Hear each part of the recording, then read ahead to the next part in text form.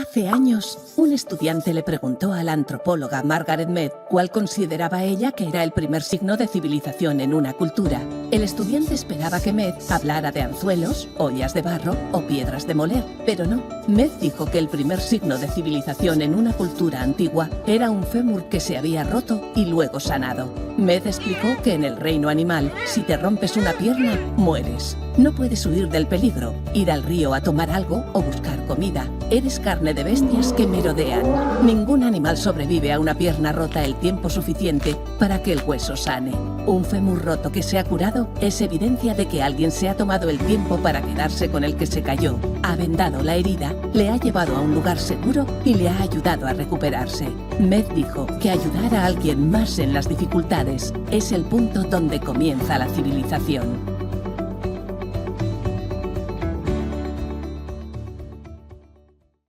Compartir esta diapositiva respecto a lo que necesitan los niños y todas las personas, sino en específico vamos a hablar de este grupo, pero estas son las motivaciones que tenemos todas las personas para poder actuar, para poder comportarnos, para emitir nuestras conductas, ¿no? ¿Y qué nos motiva? Nos motiva una sensación de conseguir al final, como proceso de este desarrollo de la realización, de la autorrealización de cada persona, es la autonomía, el ser autónomos, el lograr en nuestro proceso de desarrollo condiciones, facilidades, acompañamientos a través del aliento, a través del desarrollo de la motivación, de llegar a tener un autocontrol, ¿no?, propio, emocional, sobre lo que pensamos, sobre lo que sentimos y sobre cómo actuamos, porque vamos a tener que en algún momento independizarnos, ¿cierto? Entonces, esa es una motivación de todo ser humano, lograr su autonomía. Hacia eso tenemos que estar enfocados desde lo que es la educación. Y la autonomía requiere de personas que tengan un pensamiento propio, que reconozcan y luego regulen sus emociones ellas solas, autorregulación, y que tengan criterio, tengan principios para actuar, para poder responder, para intervenir. Y miren, todas estas cualidades, todas estas características que tienen que ver con la autonomía, cómo las contribuimos desde lo que hacemos en lo cotidiano como docentes, en las relaciones interpersonales, no solo en lo que decimos, en lo que transmitimos, en lo que enseñamos, sino sobre todo también en cómo actuamos e interactuamos con nuestros estudiantes, ¿no? Entonces, la otra motivación es el sentido de pertenencia, que aquí está el resumen, pero es pertenecer a un grupo.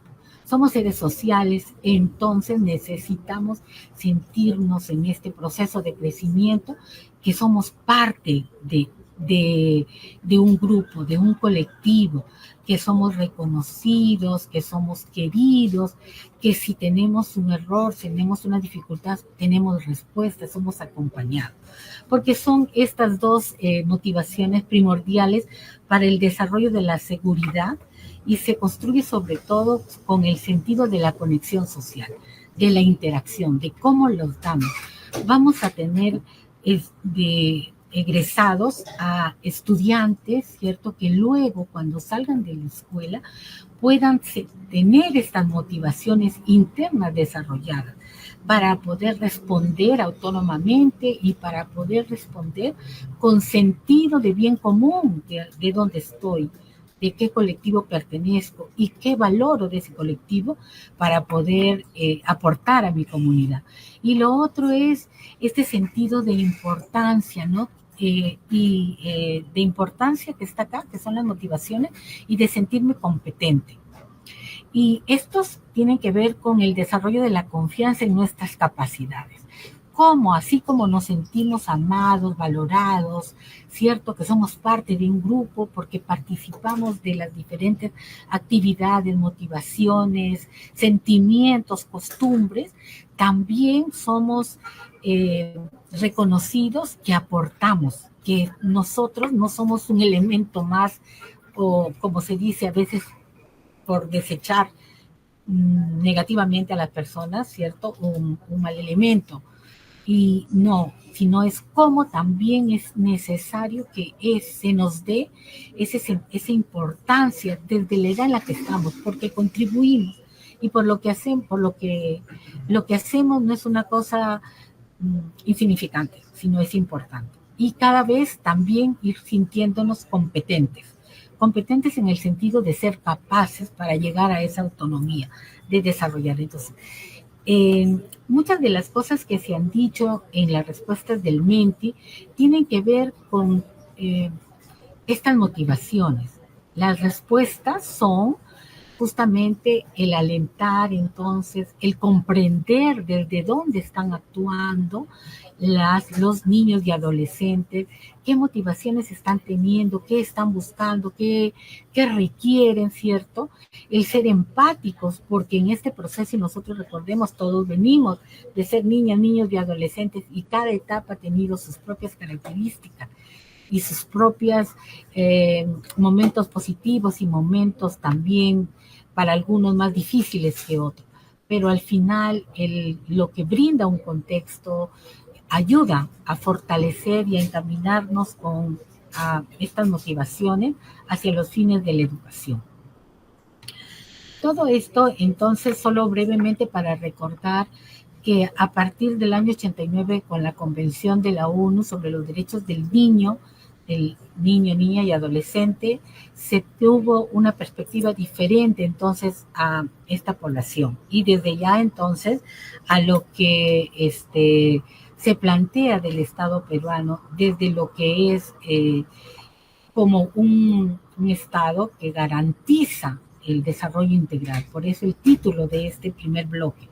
Y el interés superior del niño aquí es clave como parte de toda la normativa que se plantea para desde este enfoque y desde esta nueva mirada de que los niños no son seres menores, no son personas que no tienen las capacidades suficientes para poder comprender lo que les está pasando o para inclusive aportar, ¿cierto? Que a veces son miradas desde una mirada muy conservadora y adultocentrista, y se plantea todo un subsistema de protección de la infancia a nivel del país a partir de sus compromisos del Estado peruano y toda esa normativa que al final se centra en lo que es este artículo 2 de la ley 30466, la ley que establece los parámetros y garantías procesales para la consideración primordial del interés superior del niño, ¿no? Que está aquí abajo en esta diapositiva. Bueno, ¿y esto qué tiene que ver con nosotros? Dirán ustedes, ¿no? Lo traemos porque es importante reconocer que, como lo muestra el gráfico, existe una serie de instituciones que tienen que contribuir a este desarrollo y que entonces el foco central de este desarrollo para poder brindar el servicio deben ser las condiciones, las demandas y las necesidades del estudiante que está al medio de todo este subsistema de protección y de todo lo que emana esta norma y este artículo que tiene que ver con el interés superior del niño, de no olvidarle, ¿no? Donde todas las decisiones que se toman en políticas, en programas, en proyectos relacionados a los niños, niñas y adolescentes deben ir orientados a su bienestar pleno y ejercicio de sus derechos. Eso está contemplado en todo lo que es la normativa y todo este marco que como Estado y como parte de este Estado nosotros debemos buscar. Y muchas cosas hacerlo en ese sentido. Claro, con nuestras responsabilidades, pero teniendo en cuenta quién es el centro de este servicio en el que estamos involucrados o del que somos parte de los diferentes actores de este subsistema de protección. En específico, ya para ir entrando a lo que se refiere al sector educación, sí.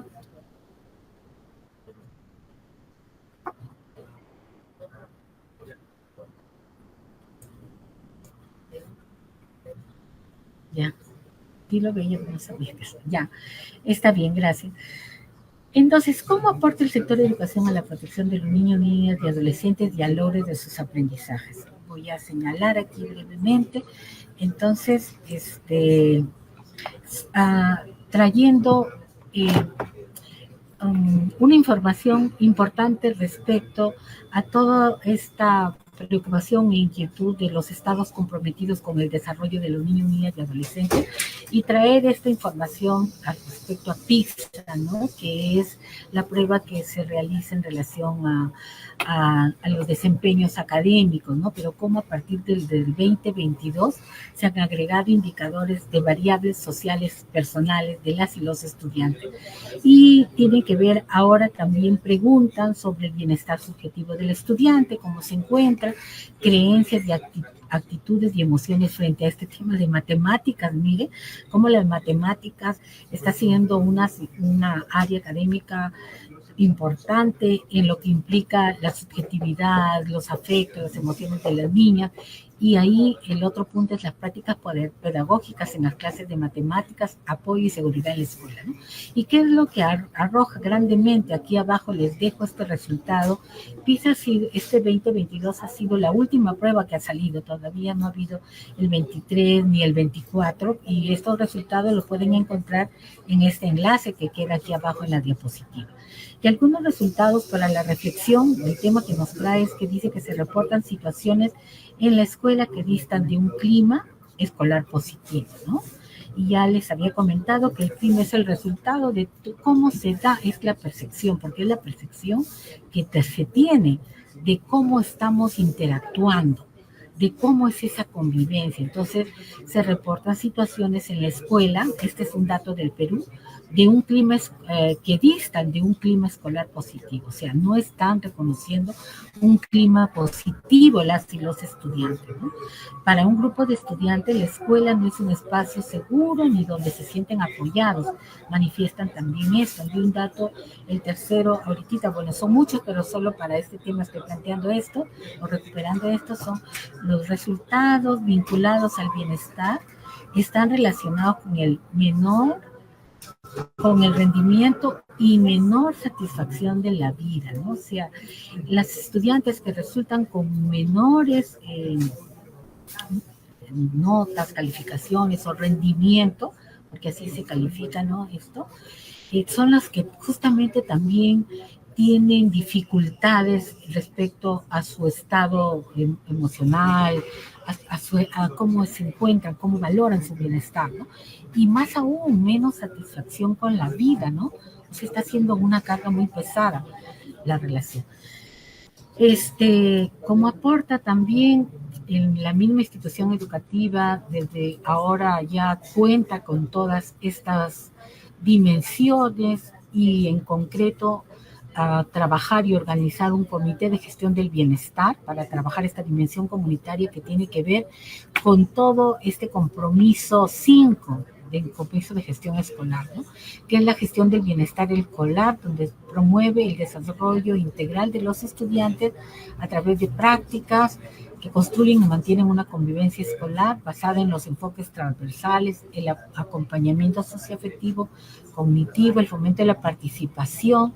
Ustedes conocen este componente, este compromiso, perdón, y eso es lo que nos trae ahora toda la intervención, toda la estrategia, como que nos tiene como marco también, ¿no? Y otro tema importante que también aporta desde el sector de educación es la inclusión de todo este conjunto de enfoques transversales y en específico en el Currículo Nacional de Educación Básica, donde están todo el desarrollo de los enfoques, este enfoque de derechos, ¿no? Que se refiere a reconocer a los estudiantes como sujetos de derecho y no como objetos solo de cuidado, es decir, como personas con capacidad de defender y exigir sus derechos legalmente reconocidos. Entonces, tenemos ahí quizás un trabajo muy fuerte que hacer para poder ir cambiando ese chip o esas ideas, esas imágenes y creencias o mentalidades bajo la cual fuimos instruidos, fuimos criados, ¿no? Y ahora como docentes, porque tal vez no tenemos una apertura o no tenemos oportunidades, todavía muchos se encuentran con una percepción sobre los niños más conservadora y diferente a esto de que son sujetos de derecho y con todas estas reconocimientos de sus capacidades y de sus deberes también, que no hay que dejar de lado y que a veces es una de las cuestiones, porque el ayudar a estudiantes a desarrollar su responsabilidad y sus derechos es una cosa de compromiso, que es un proceso y que toma tiempo. Y entonces no solo es el enfoque de derechos, sino también el enfoque de derechos sumado a las responsabilidades y el desarrollo de esa responsabilidad y ese deber que tienen también los niños y niñas, ¿no? Y esto requiere entonces de espacios que garanticen su integridad y dignidad en coherencia con los propósitos del PEN, que están ahí planteados: ciudadanía, salud emocional, saludables emocionalmente, comprometidos con el bien común y el progreso. ¿Cómo formamos desde esa convivencia, desde esa cotidianidad, desde esos procesos de acompañamiento pedagógico a estas personas, ¿no? Los contenidos, la cuestión académica no es suficiente. Entonces, ¿cómo cómo planteamos esas relaciones en lo cotidiano y compromisos desde la escuela para poder garantizar estos aspectos, ¿no? De reconocer la capacidad y el ejercicio de ciudadanía, así como su responsabilidad para participar en sus espacios más cercanos a ellos, como los públicos, ¿no?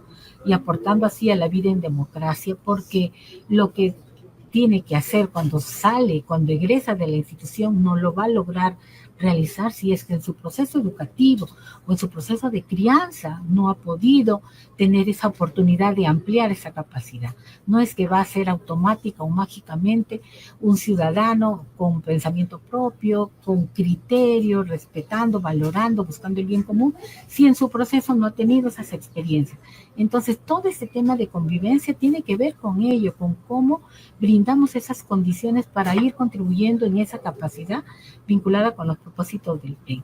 Y por eso está abajo, ¿cierto? Pues, ¿cómo deberían ser esas escuelas? Que brinden oportunidades diversas de reflexión, de diálogo y discusión sobre situaciones cotidianas del aula, de la escuela o del mundo social, que plantean dilemas sociales, ¿no? Y lo dice en Minedo, en el mismo currículum, el CNBS del 2017, ¿no? Entonces, estoy trayendo solo a colación algunas de las cosas que ya se saben, pero ordenarnos cómo están vinculadas con la convivencia. Y lo otro es el tema de gestión de la convivencia escolar, que es la estrategia en la que participamos el grupo que estamos aquí compartiendo con ustedes, y que habla del conjunto de relaciones que dan forma a la vida escolar. Es un elemento fundamental para lograr la formación ciudadana integral, como les venía diciendo, y es una responsabilidad de todos y de todas en la comunidad. Tiene estas líneas: promoción, que ya muchos lo conocen por el Decreto Supremo 004-2018, ¿no? Minedu. Promoción de la convivencia escolar, fomentar las relaciones de buen trato saludables y democráticas, ¿no? Esa es una línea que a veces se posterga por dar prioridad a otras que son urgentes, que emergen y que es necesario atender, pero se descuida todo este lado de la promoción, de cómo fomentamos las relaciones del buen trato. La prevención de la violencia también, cómo abordar de forma anticipada ante situaciones que detectamos que están en riesgo de violencia. Y la atención de la violencia, ¿no? Que ya ustedes conocen con lo que es lo de el reporte. Entonces, brevemente, ¿cómo vamos a responder a ello? Nosotros, como estrategia de convivencia escolar, y a partir de lo que se venía desarrollando también previamente, y de todo lo que ha surgido como parte de la organización institucional, ¿cierto? Ahora, y de los comités, sentimos que hay una necesidad crucial del fortalecimiento de gestión del Comité de Gestión del Bienestar, ¿no? Y sabemos también que este es un comité que anualmente se elige y que implica esfuerzo para muchos docentes involucrarse como parte de este comité, pero que es un comité clave para poder contribuir en todas las condiciones que se requiere para que los procesos de enseñanza-aprendizaje puedan tener provecho para ellos, para que puedan ser desarrollar su autoeficacia, tanto de los docentes en su desempeño como de los estudiantes y las estudiantes en sus logros, ¿no? Y queremos compartir lo que estamos pensando este año ya empezar, y ahora vamos a dejar aquí un documento y voy a comentarles en qué lo pueden apoyar para estas 2 primeras semanas de gestión. Del fortalecimiento de este Comité de Gestión del Bienestar, ¿no? Primero es la conformación y funcionamiento. Ustedes ya saben, se tiene que contar con este comité, con los diferentes actores que están aquí señalados, de las diferentes áreas de tutoría, convivencia, de la dirección también, por supuesto, como líder de inclusión de familias, de estudiantes, y si es que existiera en la institución educativa de un psicólogo, ¿no? Es importante la participación de todos ellos y ellas, o ellas en el caso de que exista participación femenina, porque hay que tener en cuenta la demanda de todos y todos, ¿no? Para cuidarnos, para acompañarnos, solo no lo podemos hacer y porque forman parte de esta comunidad educativa.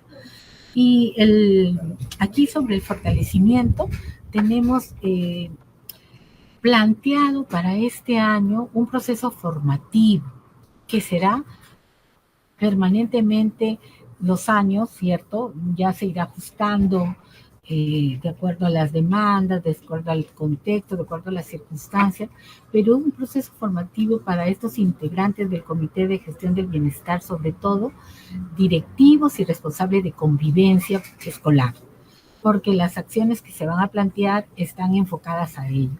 Las prácticas de este comité tiene una que tiene que ver con lo de tutoría, ¿no? Que es la práctica 6, que también tienen toda una serie de actividades y que en algún momento también se pueden compartir para poder fortalecer a los otros actores. Pero este proceso formativo dirigido a estos 2 actores en específico, si los demás integrantes se suman de inclusión, en el mismo de tutoría y se apoyan todos como se trabaja en la institución, sería ideal, ¿no? También. Entonces, es primero plantear un proceso formativo de 2 eventos de capacitación en este año, uno en marzo, para cuando ya estén conformados, ¿no? Para fines de marzo, por ahí más o menos, y otro en julio. A partir de unos materiales que se está haciendo, ya está más, me imaginamos que para marzo estará un fascículo, porque ahorita les presentamos la herramienta, la caja de herramientas, y son 2 capacitaciones al año en intermedio, procesos de asistencia técnica para acompañar en el desarrollo de este primer documento que se va a entregar, que es la parte 1, que sería entre mayo o de abril a junio. Hay un proceso de recojo de consultas en línea de las personas que implementen lo que planteamos a partir de este fascículo, y otra capacitación en julio para continuar con la segunda parte de este recurso que se va a compartir, e igual un proceso de asistencia técnica de la parte 2 para continuar con los otros temas,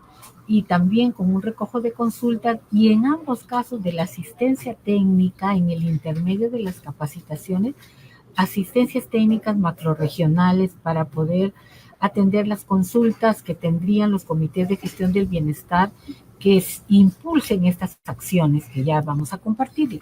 Y para el final de este primer proceso, está planteado aquí en un año, otros lo pueden hacer si lo requieren y lo pueden hacer en un menor plazo, pero al final lo que se busca es que también conjuntamente y después de un proceso en que conozcan de qué trata todo este tema, de lo que es la convivencia, se sensibilicen en temas de lo que es el enfoque de derechos, se sensibilicen en lo que es la implementación y la aplicación de enfoques transversales, ¿cierto? En lo que es el planteamiento de las medidas correctivas, cuál es su sentido, o en lo que es todo el tema de prevención, de cómo desarrollar capacidades en los estudiantes y los diferentes integrantes de la comunidad para la prevención y la respuesta a situaciones de riesgo.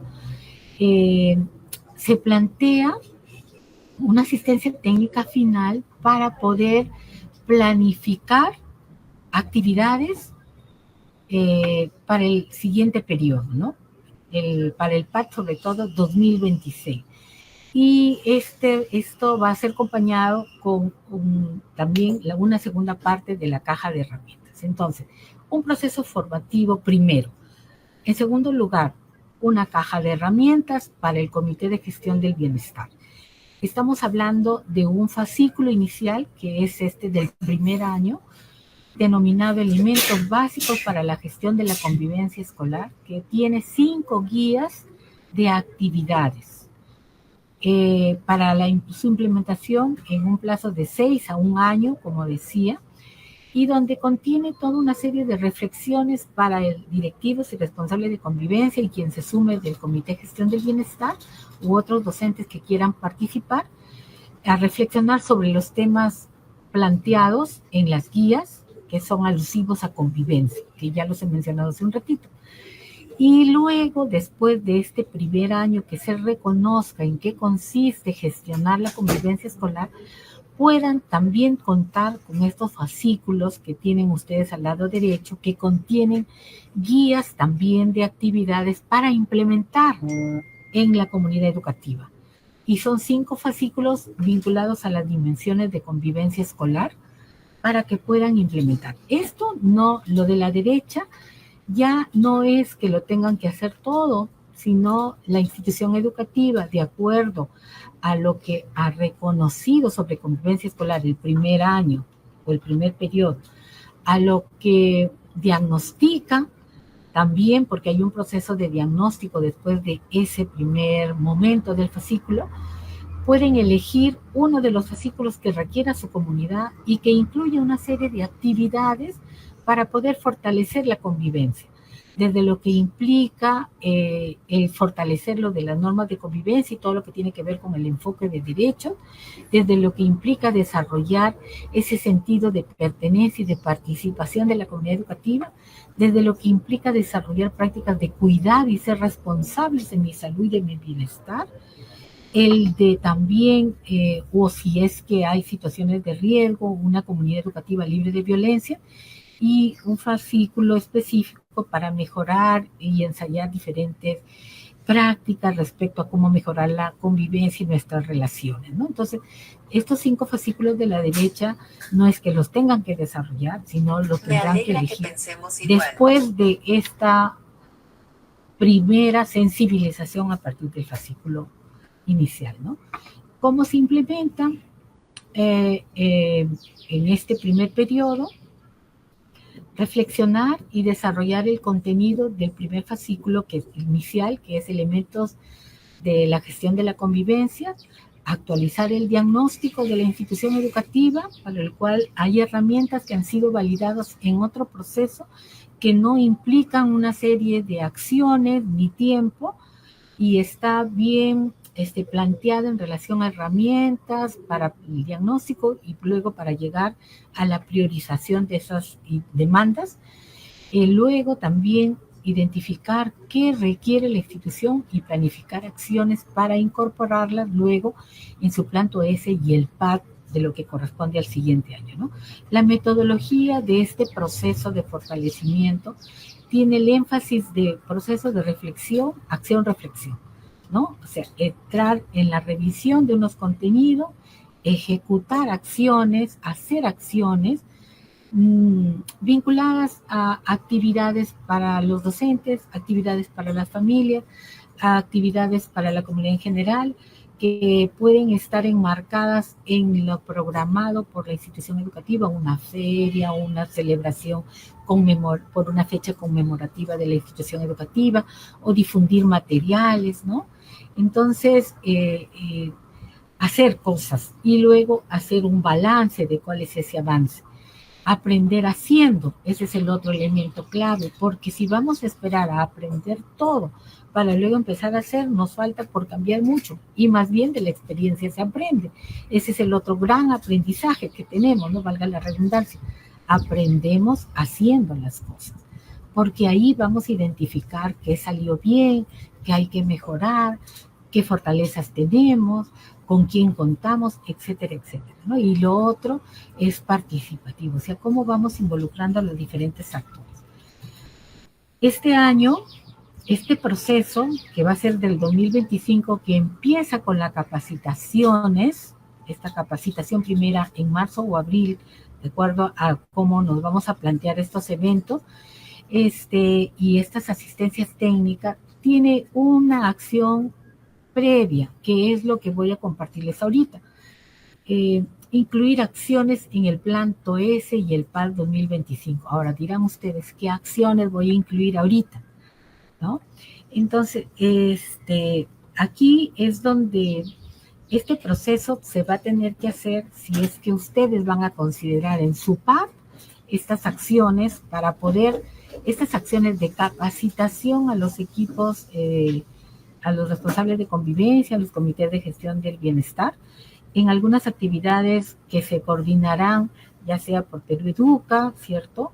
Para que puedan asistir diferentes participantes en estas actividades de formación, y también lo que se haría en las instituciones educativas.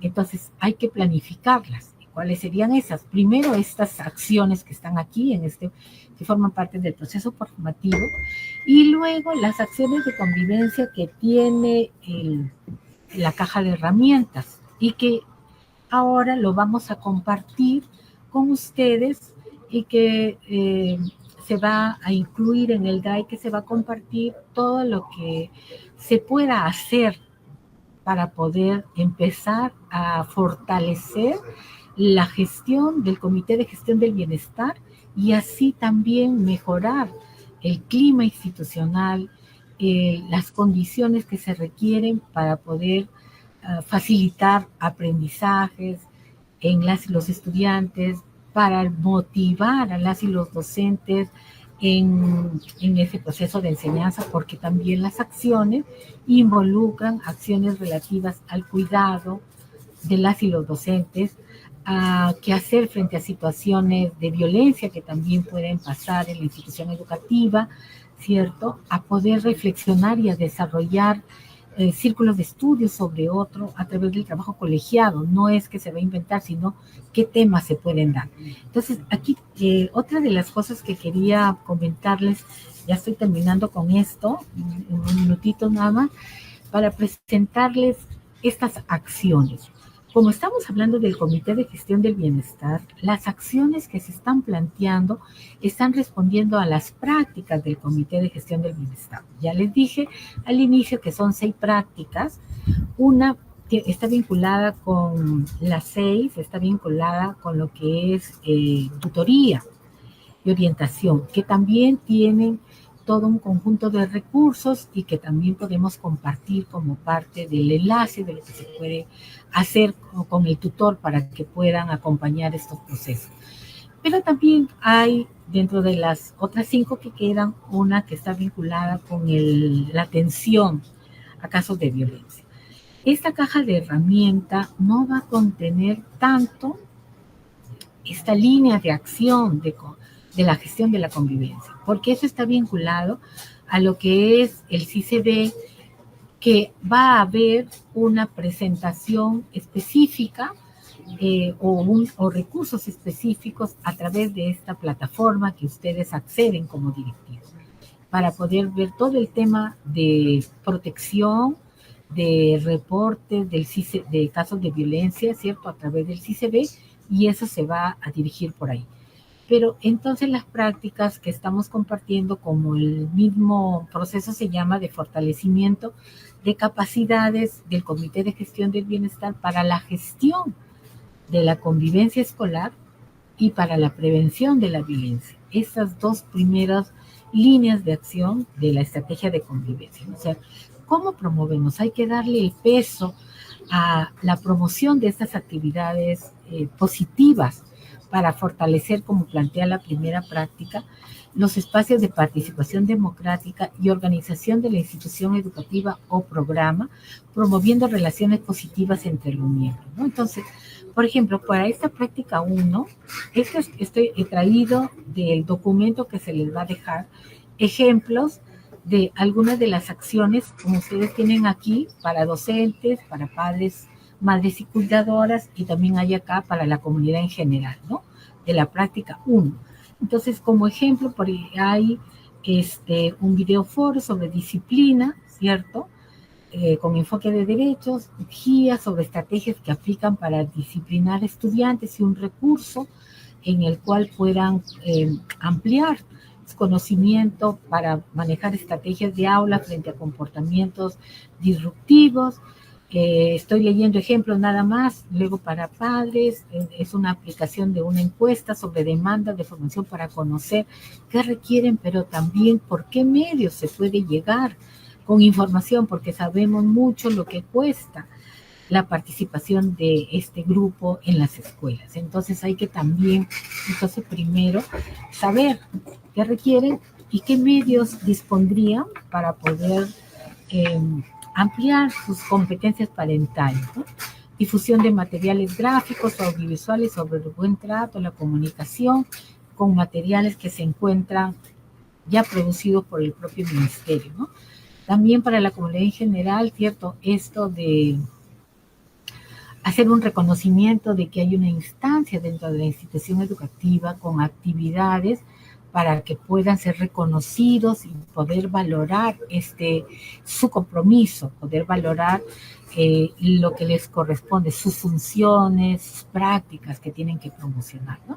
Acá también tienen otras actividades, ambientación con mensajes, facilitarles mensajes que se tienen de campañas realizadas aquí desde en lo que se tenía antes como la brigada. Así se ve, ahí tiene un conjunto de mensajes para poder ambientar y sensibilizar, y alguien que esté animado lo haga, una actividad para identificar y que involucre permanentemente a toda la comunidad educativa, padres, estudiantes, en lo que implica censar, reconocer cómo está nuestra convivencia y qué requiere, ¿no? Para poder encontrar respuestas de todos, hasta involucrando a los estudiantes.